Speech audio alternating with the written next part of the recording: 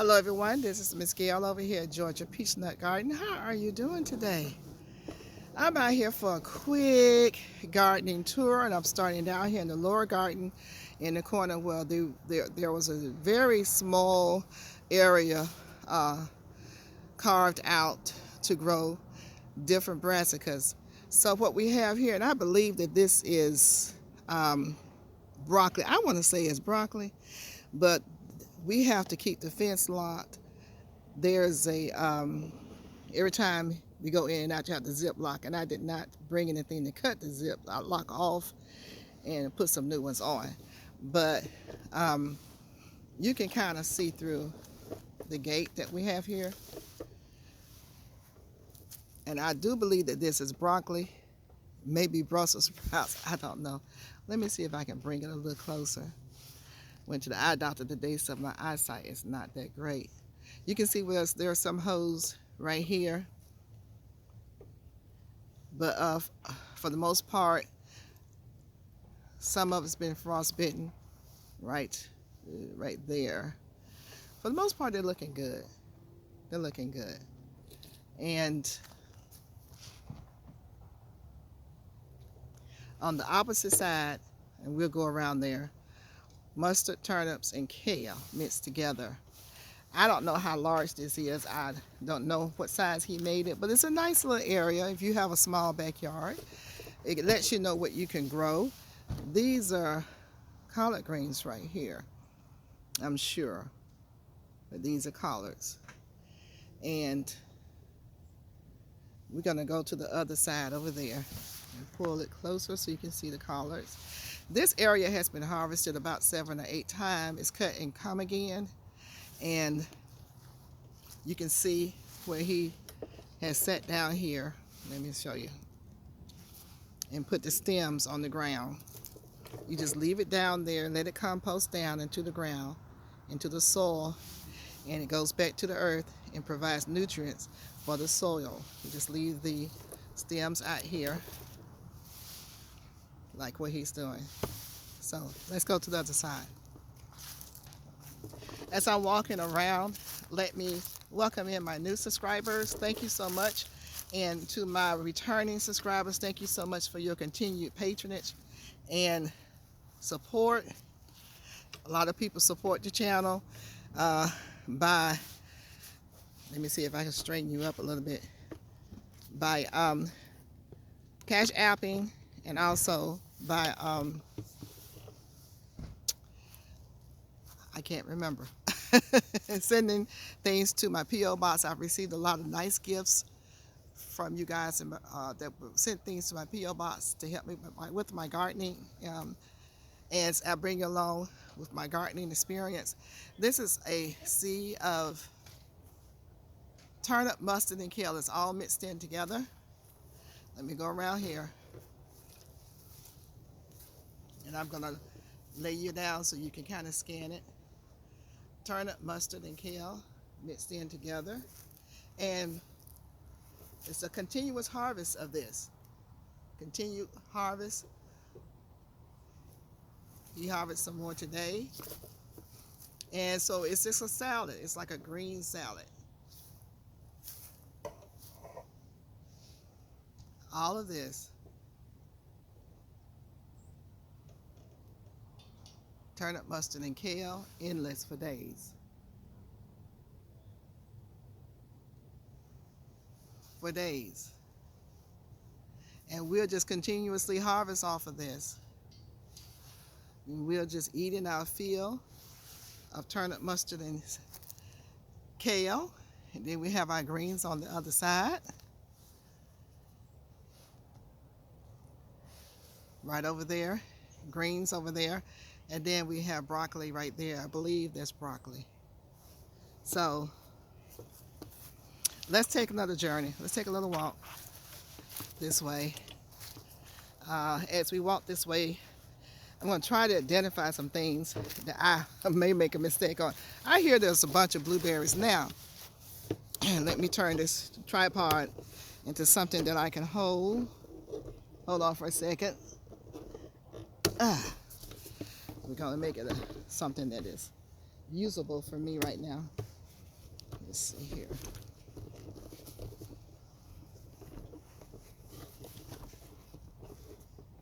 Okay, somebody's not cooperating.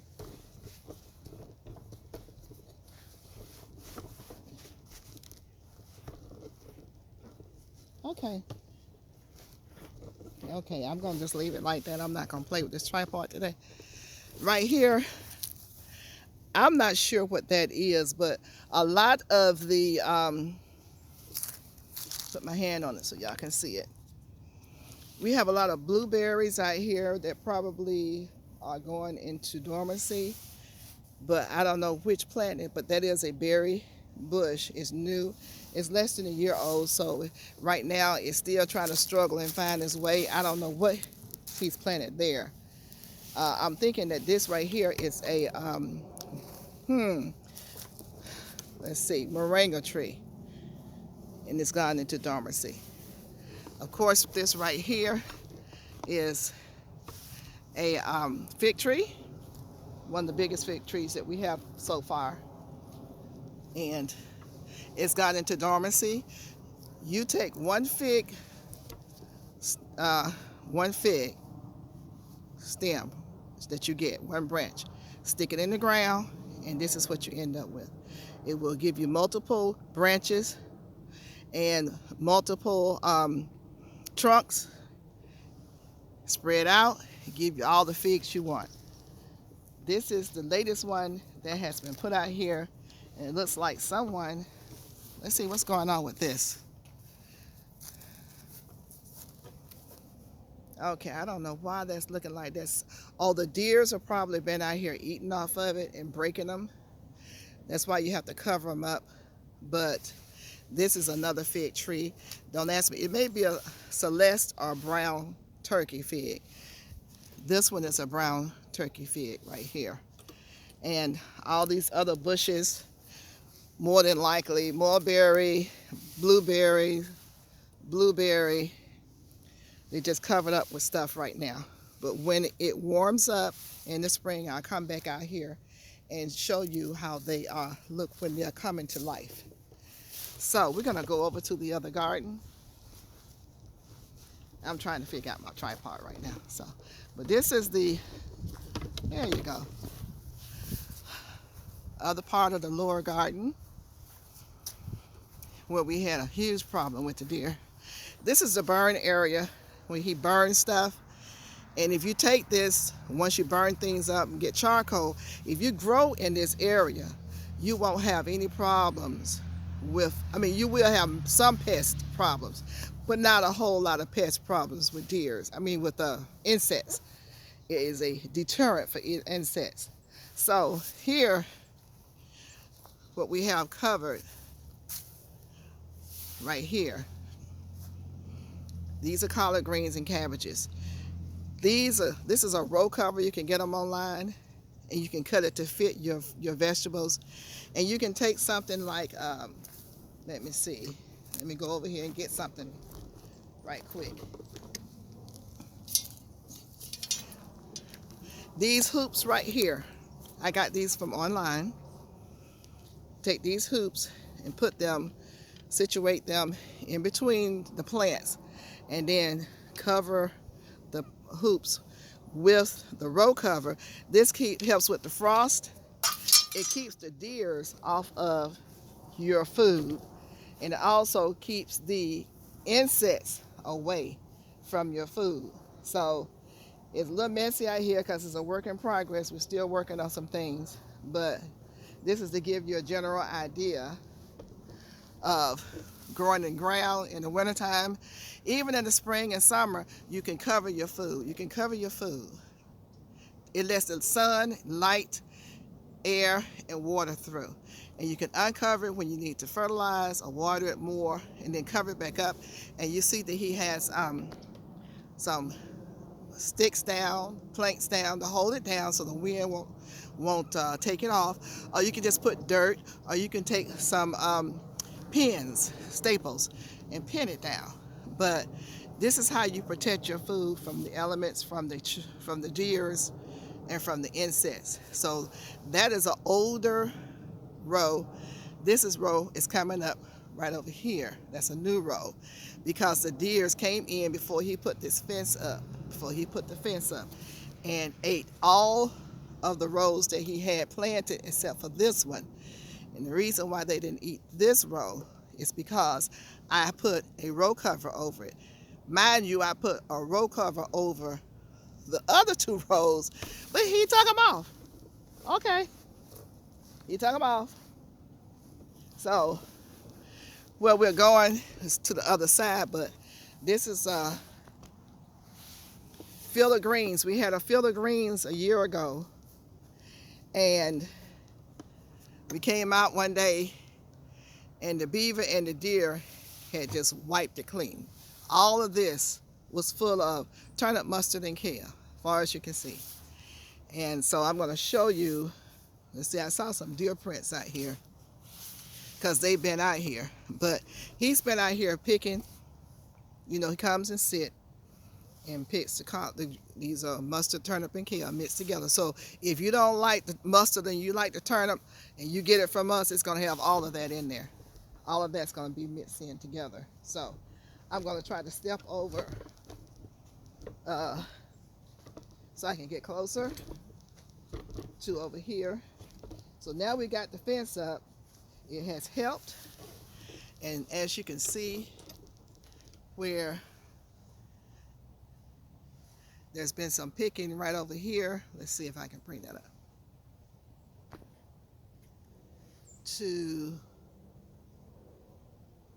To show you how when you pick, you just drop the stems down. Drop them down. Leave them on the ground. Let them compost into the ground. So I'm having a problem finding where I am. Okay, right there. Yeah. And let them compost into the ground. And this is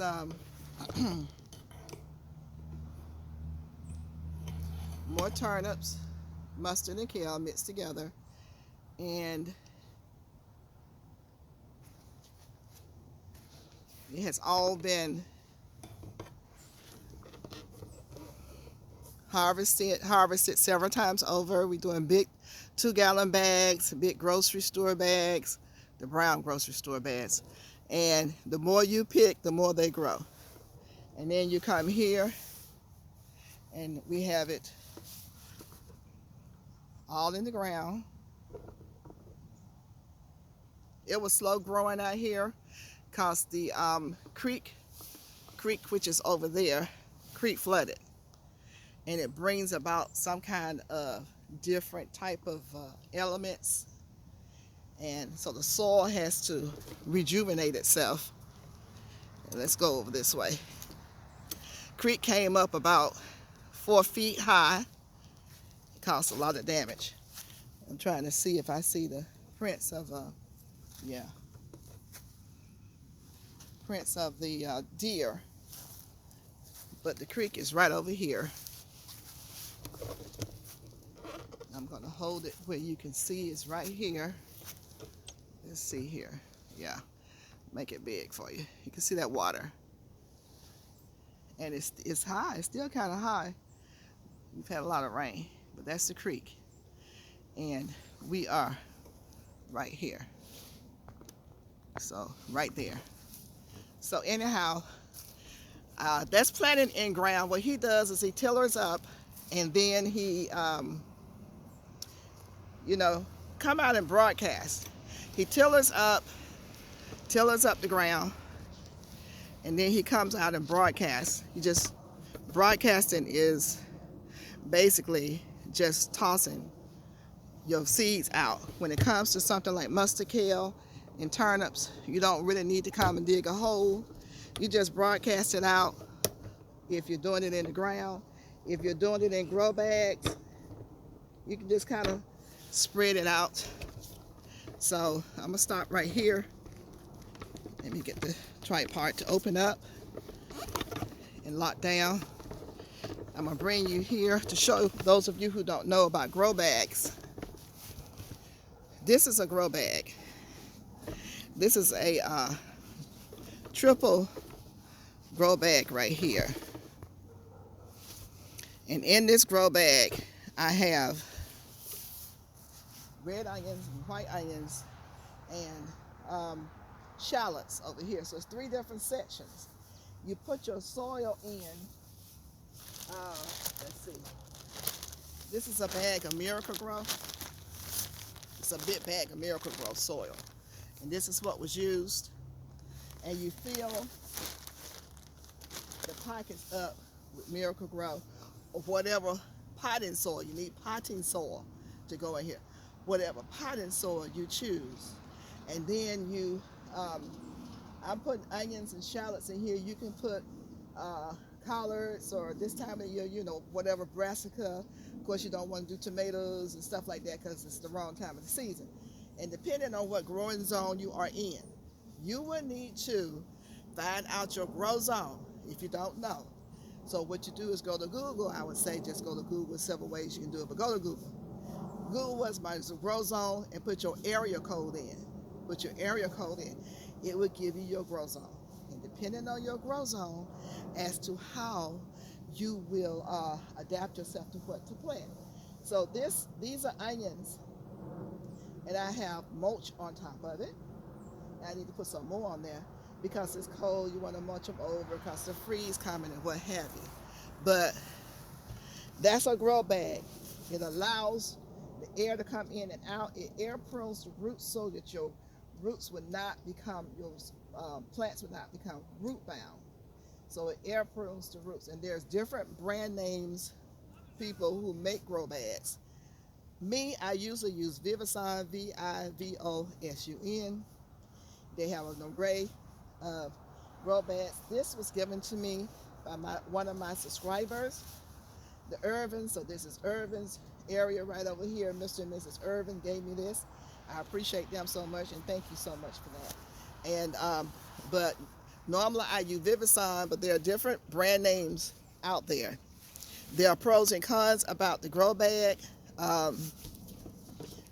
but I feel like the pro outweighs the con. We're gonna go over here and show you some more grow bags. Then we will do upstairs if I have enough time left on my phone. This right here I got to get with. Oh, this is beautiful. Let me show you this. This is nothing but mint. Now, if you ever grow mint, do not put it in the ground. This is all mint. All of this is mint. Mint. And I'm gonna come and harvest a lot of it, dry it out for tea. I'll show you the process. All of that is mint for days. I made the mistake of putting it in the ground, but it wasn't a mistake. I guess it was a blessing. And therefore, it grows everywhere. Mint and green onions. Grows all over the place now. So, I'm going to take you over here real quick. And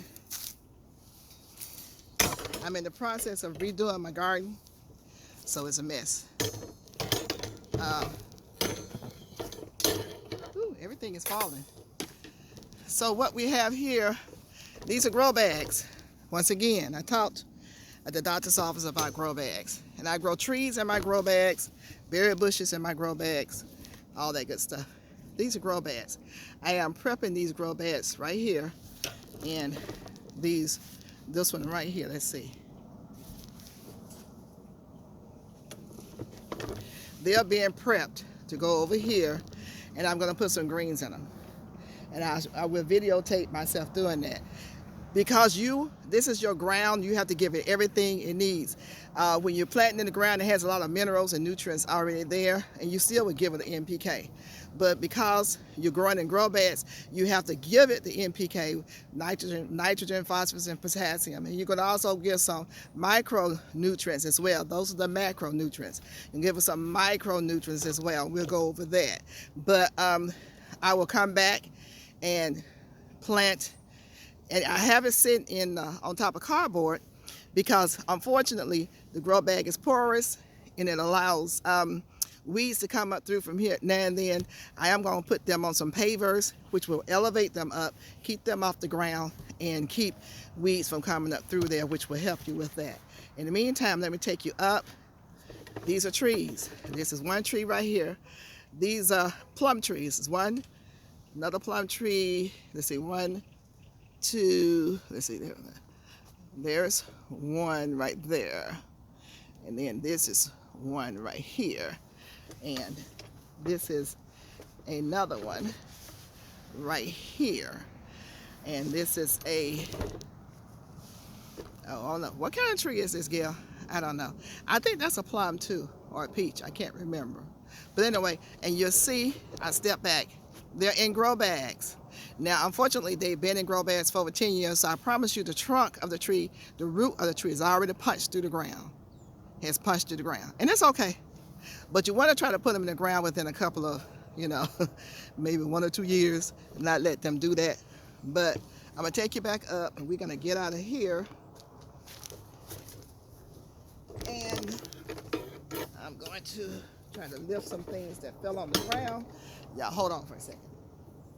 So I've gotten tangled up. I'm going to go up a little higher. I'm going to keep you up and show you real quickly, since I talked about my citrus today. We're going to go over here to where my citrus is and hang you down. This is how I cover my citrus. This is like a little frame, and then I throw, this is a moving blanket. Pull that down, tarp over that. The reason why the moving blanket goes on first, you don't want anything that is plastic to touch your leaves, and there's citrus all up in here. One day when I uncover it completely, I'll show you with the lemons and everything. But you don't want the cold plastic on your leaves and stuff, because it'll freeze burn. So you do the cloth first, then you put, when you know it's going to rain, be wet, then you put something like a tarp on top of that, and I clip them together to make sure nothing gets up in there. So these are kumquats. These are the kumquats I talked about at the doctor's office. Yeah. And this place, this is loaded. You can't see in there now because it's dark, but I want to pull it out if I can get in there and show you the lemon that's hiding back in here. Look at that. Look at that big lemon back there. There's a lemon tree back in there. But my kumquat tree has grown so huge till it's shading everything out. That's a good thing and it's a bad thing. Okay? But anyhow, that's what I want to show briefly. So we're going to leave here, and let me look at my time. Oh yeah, it's getting close, because my phone will cut off. If it cuts off, I want to say thank you everyone for coming. Don't forget to like, share, and subscribe. Don't forget to comment. And I do believe I'm not going to push the envelope because I have a Minnie Mouse phone. I don't have a new phone. I have a 2000. I think it's a 2000. Oh, I'm sorry. Hold on for a second. Okay, I have a Note 8. And I think they're up until almost the 30s. So it's interesting. It doesn't hold much data, so I have to be careful about my data. So let me go on ahead and close this back in so the deer can't come and eat my stuff. And hit the like button. YouTube has got this thing now where they're showing the like button and how many people hit the like button.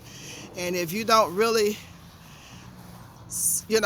show that like button being lit, then they, they don't really put our information out there and share it with as many, people. So you guys don't forget to hit the like button. So I'm going to end this right now. And thank you so much for Miss Georgia Peachnut. And I'll see you in the garden. Don't forget to hit like, share, subscribe. I'm looking at my birds.